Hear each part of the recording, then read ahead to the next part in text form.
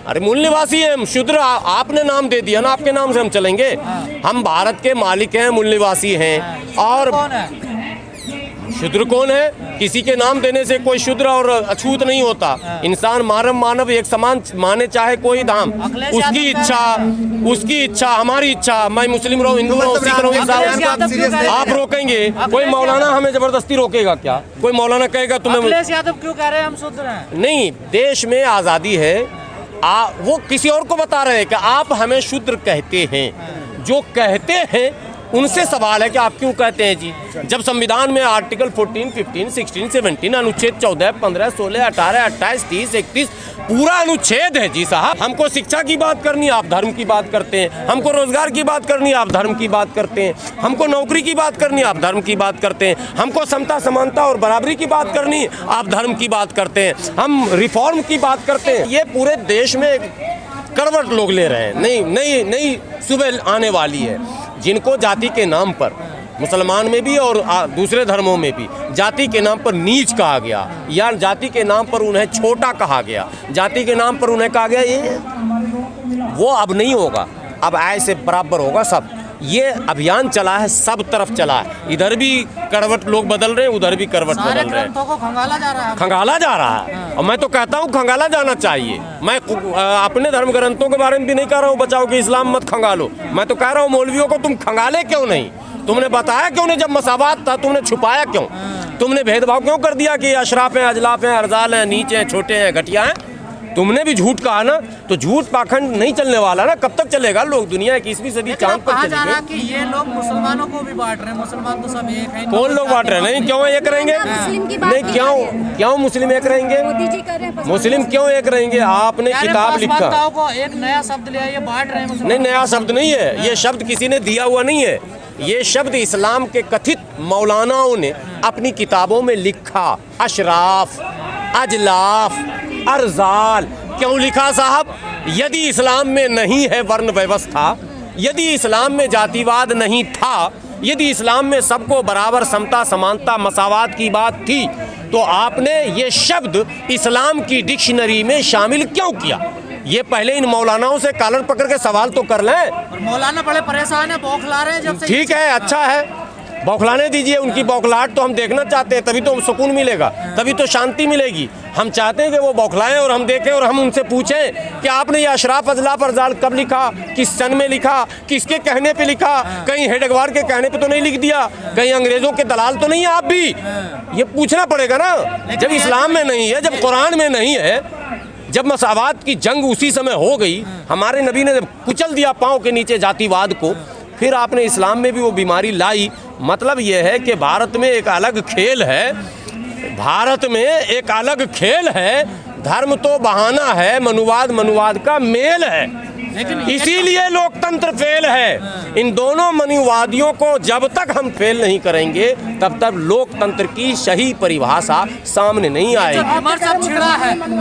अरे खूब बड़ी तादाद में है, सब कब्जा किए बैठे हैं। जैसे इधर मठ पे, इधर मस्जिद में, इधर खानका में, इधर जाए ना, अभी बागेश्वर बाबा आप सुन रहे हैं ना, तो इधर भी बागेश्वर बाबा है, इधर भी जा तेरा कल्याण हो। अबे अब तक तो कल्याण नहीं हुआ और तू जा कल्याण हो, और हमसे पैसा ले लिया, यहाँ भी चढ़ावा। हम तो सब लोग एक साथ बैठ के खा लेते हैं। बस हाँ, ये एहसान है, ये एहसान है उनका कि वो खाने तो दे देते हैं, भगाते नहीं, मारते नहीं हैं। इतना ही एहसान है। लेकिन ये इतने से हम रुकने वाले नहीं हैं। संपूर्ण स्वराज्य की बात हो रही है ना, संपूर्ण अधिकार की बात हो रही है ना।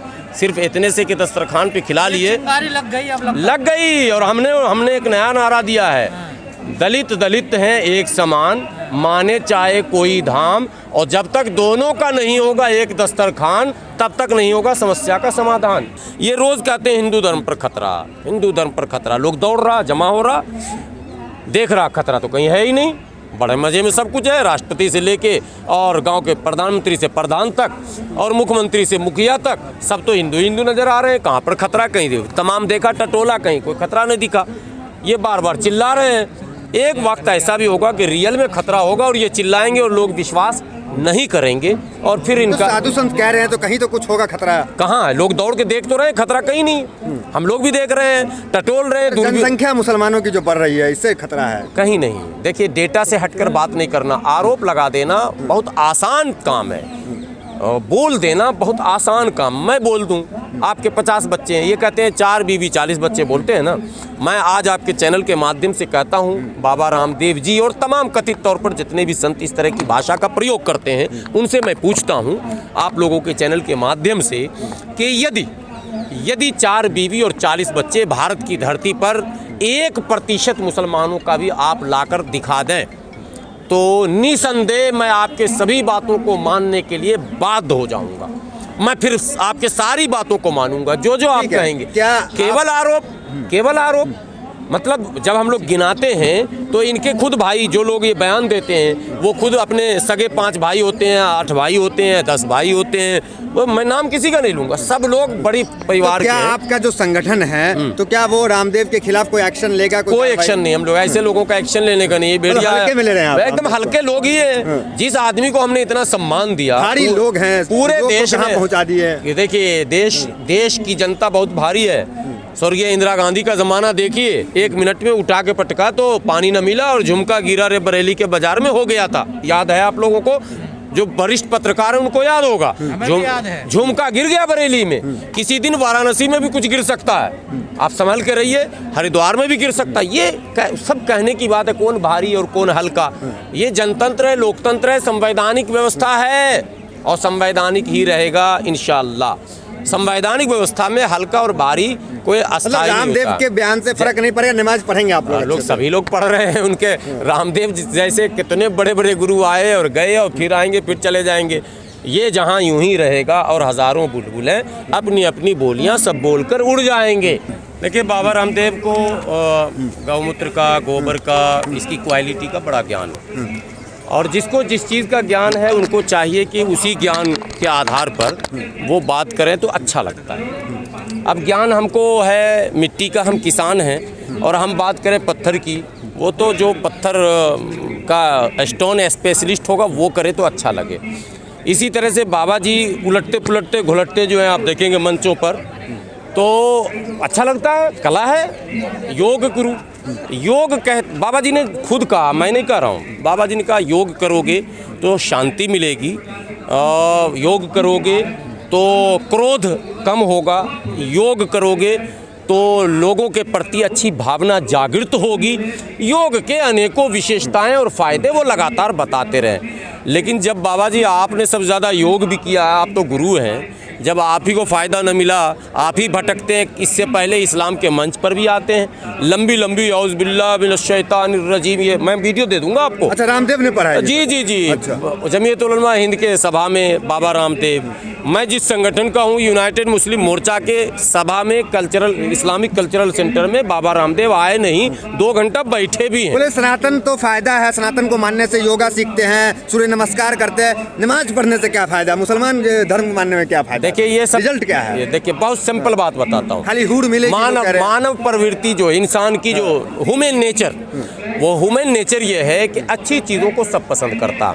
अच्छा खाना, अमीर हो गरीब हो, हिंदू हो मुसलमान हो, सिख हो ईसाई हो, जैन हो पारसी हो, आस्तिक हो नास्तिक हो, सबको अच्छा खाना पसंद है। देश दुनिया किसी धरती पर किसी जगह रहता हो, अच्छा खाना पसंद है, अच्छा कपड़ा पसंद है, अच्छा मकान पसंद है, अच्छी मिठाई पसंद है, अच्छी चीज़ें पसंद हैं, अच्छी गाड़ी पसंद है।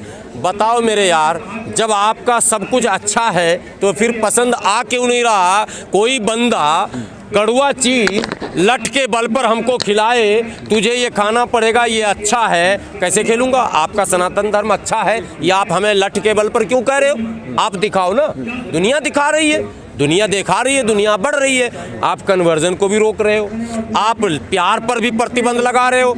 अगर प्यार पर प्रतिबंध लगाना था तो आरएसएस ने फिर बेगम कैसे बनेंगी श्रीमती ये अभियान क्यों चला दिया? नमाज आतंकवाद को बढ़ावा देता है या नहीं देता, ये बताएं आप। अब मैं ये भी तो यही कह रहा हूँ कि मुझे तो लग रहा कि योग अब बढ़ावा दे रहा उग्रता को। अच्छा। योग बढ़ावा अगर न देता तो जितने भी बाबा से जुड़े हुए लोग हैं वो जो बातें कह रहे हैं वो आक्रोशित करने वाला, उग्र करने वाला, लोगों के को क्रोधित करने वाला, इस तरह की बातें कर रहे हैं। तो योग गुरु जब इस इस तरह की बात कर रहे हैं, तो नमाज भी हम लोगों के नज़र में एक तरह से एक इबादत तो है, लेकिन वो योग के समान ही है। तो नमाज तो बुराई से रोकती है, हम कहते हैं, और कुरान कहता है कि जो नमाजी है पंजगाना और जो वक्त की पाबंदी से नमाज पढ़ता है। जुबान पे लगाम कैसे लगाया जाए? लगाम वक्त लगा देगा। ये अस्तित्व संकट में इनका है। अब सुनिए, बड़ी बात कहने जा रहा हूँ, और बार बार मैं कहने का आदी नहीं हूँ। मैं कह रहा हूँ, जो लोग कहें मैं खतरे में, मैं खतरे में, मैं खतरे में, आपको बचपन में पढ़ाया गया होगा एक कहानी, एक भेड़िया चराने वाला बार बार जो है वो बकरी चराने वाला चिल्लाता था, दौड़ो दौड़ो भेड़िया आ गया। पब्लिक दौड़ती थी, वहाँ भेड़िया होता ही नहीं था। लास्ट में एक दिन असली में भेड़िया आ गया और वो चिल्लाया, दौड़ो दौड़ो भेड़िया आ गया। पब्लिक सोची अरे ये तो रोज़ चिल्लाता है, नहीं जाना, और भेड़िया आया और उसको शिकार कर लिया, खा पी के बराबर कर दिया। ये चमन यूं ही रहेगा, इस चमन पर कोई फर्क नहीं पड़ने वाला। ये बोलने दें। इनके तो बार बार टारगेट किया जाता है, आप देखे होंगे अजान पे टारगेट, लाउड स्पीकर पे टारगेट, ये क्यों होता है बार बार? क्या माहौल बदल गया है? नहीं सर, असल में संवैधानिक व्यवस्था, देखिए, ज्ञान जब आता है तो अपने जो बच्चे होते हैं ना, सगा जो आपका बेटा होगा वो भी आपसे सवाल करेगा, और सवाल करना कोई बुरी बात नहीं है, सवाल करना एक अच्छी बात है। बेटे को बाप से, बेटी को बाप से, पत्नी को पति से, पति को पत्नी से, भाई को बहन से, पड़ोसी से, अपने इमाम से, अपने मौलाना से, अपने साधु से, अपने संत से, अपने शिक्षक से, अपने नेता से, अपने राजनेता से, सबसे प्रश्न करने का आपको अधिकार भी है और करना चाहिए। ये डेमोक्रेसी विशेष पे बराबर टिप्पणी हो रहा है। नहीं, आप कहेंगे कि मैं ऐसा हूं कि आप हमसे कोई सवाल न करें, बस वहीं से संवैधानिक व्यवस्था कमजोर होता है। और वही आप प्रूफ कीजिए ना कि नमाज जो है वो आतंकवाद को बढ़ावा नहीं देता है, लव जिहाद को बढ़ावा नहीं देता है। नहीं, प्रूफ अगर आप पे आरोप लगा तो आप बताएं फिर। अरे हमसे प्रूफ कोई मांगेगा तब ना हम प्रूफ करेंगे। रामदेव तो कह रहे हैं। रामदेव के कहने न कहने से जब हम पर कोई फर्क ही नहीं पड़ रहा है, वो गोबर स्पेशलिस्ट हैं, वो हम पर कहे जबरदस्ती है। कोई कान का, देखिए आप डॉक्टर के यहाँ जाते हैं ना, ENT अलग है, आई अलग है, पेट का स्पेशलिस्ट अलग है, हार्ट का अलग है। अब हार्ट वाला जो है वो कहे खुजली की दवा दे, हार्ट का डॉक्टर के आप चले जाइए कि जी हमारा जी मिचला रहा या हमारे सर में दर्द, वो कहेगा ENT में जाओ। बाबा रामदेव गोबर की क्वालिटी बताते हैं। वो योगा के स्पेशलिस्ट हैं। नहीं, योगा के नहीं है, गोबर के स्पेशलिस्ट हैं, गौमूत्र के स्पेशलिस्ट हैं। वो 20 रुपये से 200 रुपये लीटर भी गौमूत्र को कर सकते हैं। हालांकि पेट्रोल को भी 35 से 100 पार करवा के ही दम लिया उन्होंने। 35 बेचवाने वाले थे, उस 100 पे पार करवा ही दिया। तो जो विशेषताएं उनके अंदर हैं वो बेचें, वो ओरोलीन, कोरोलीन, बोरोलीन, चोरोलीन कर बेचें जो बेचना। आप कह रहे हैं वो धर्मगुरु नहीं है। हाँ। वो योग ना आपने नहीं देखा है? ना साधु संतों का चोला, भगवा चोला पहनते हैं। चोला पहनने से कोई नहीं धर्म गुरु होता। कुर्ता पायजामा टोपी और शेरवानी पहन लेगा तो मौलाना बन जाएगा क्या?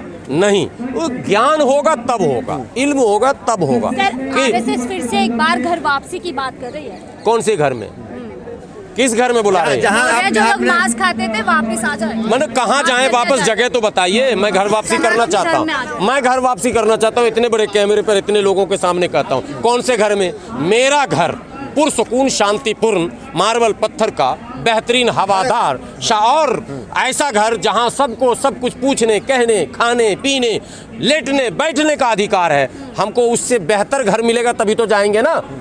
आपके यहाँ है, बुलाइए, मैं आ रहा हूँ। मतलब सनातन धर्म में वापसी की बात कर रहे हो? हम उस घर में नहीं जाएंगे जिसमें शनिवार को ये खाओ, रविवार को वो खाओ, मंगलवार को वो खाओ, ये धर्म मानोगे तो वो खाओ, वो रहो तो वो खाओ, वो खाओ तो ऐसे सो, पश्चिम सो, पूरब सो, दक्षिण सो, उत्तर। हम ये सब, हम लोग उस घर में हैं जहाँ सुकून से सब रहो भाई, मस्त रहो, कुछ भी खाइए। नहीं, भावना भड़काने का क्या है? मैं भावनाओं से कहा, मैं जिस घर में हूँ अगर मैं शांत हूँ, खुश हूँ, मेरे बच्चे खुश हैं और सभी लोग सुखी और संपन्न हैं, वहाँ कोई कठिनाई है ही नहीं, तो मैं उस घर को छोड़कर झुग्गी में क्यों जाऊँ? आप हमको बताइए किस घर में हमको बुलाना चाहते हैं? क्या उसी घर में? तो घर में बुलाना चाहते हैं। गुलाम सरवर से देविंदर हो जाए। नहीं, क्यों हो वो तो बताएंगे ना आप। अरे भाई मेरे, फिर वही बात मेरी, मैं यही तो कह रहा हूँ, यदि आप उसी घर में बुलाना चाहते हैं जहाँ जिस घर को हमारे पूर्वज ने बहुत पहले छोड़ दिया, कह दिया कि इस घर में रहने में मेरा मन। आपका पूर्वज थे इस घर में? सारे भारत में सारे मुस्लिम वही है। बाबर के औलादो भारत छोड़ो पे आज भी मैं कायम हूँ।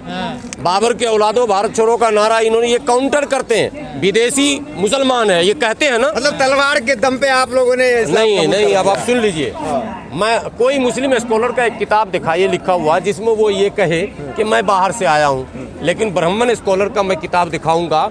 महापंडित राहुल सांकीर्ताइन, उन्होंने किताबें लिखी हैं कि मैं विदेशी हूँ, बाहर से आया हूँ। पंडित जवाहरलाल नेहरू ने डिस्कवरी ऑफ इंडिया में लिखा है मैं विदेशी हूँ, बाहर से आया हूँ। क्या कहते हैं, मदन मोहन मालवीय ने भी जिक्र किया इसका। बाल गंगाधर तिलक ने किताबें लिखी, अटल जी ने भी मैं कह तो रहा हूँ, उन्होंने कहा वोल्गा से गंगा तक किताब का नाम है। Arctic home in the Vedas किताब का नाम है, और डिस्कवरी ऑफ इंडिया। भैया वो तो ताल ठोक के कह रहे हैं मैं विदेशी हूँ, और मैं कह रहा हूँ मैं मूल निवासी अरे हूँ। घर वापसी नहीं करेंगे तो दब के रहना पड़ेगा। घर वापसी- आरएसएस वाले भी कह रहे हैं, महंत भी कह रहे हैं घर वापसी सभी लोग कर चुके हैं। दब के रहना पड़ेगा। अरे सुनिए, दबे ही हुए हैं, अब दबेंगे नहीं, तब तक तो दबा के ही रखा गया। अब धर्म के नाम पर, जाति के नाम पर, क्षेत्र के नाम पर, भाषा के नाम पर दबाया ही तो जा रहा, किया जा रहा, ये बताइए ना। अब तक तो यही किया गया, लेकिन भारत का संविधान आने के बाद एक चेतना जगी। बाबा साहब ने कहा शिक्षित हो, संगठित रहो, संघर्ष करो। ये जो शिक्षित बनो और संगठित रहो और संघर्ष करो शब्द है, ये शब्द इनके किला को भेद कर रख दिया। आप मूल निवासी, आपने कहा मैं मूल निवासी। मूल निवासी, आप मूल निवासी।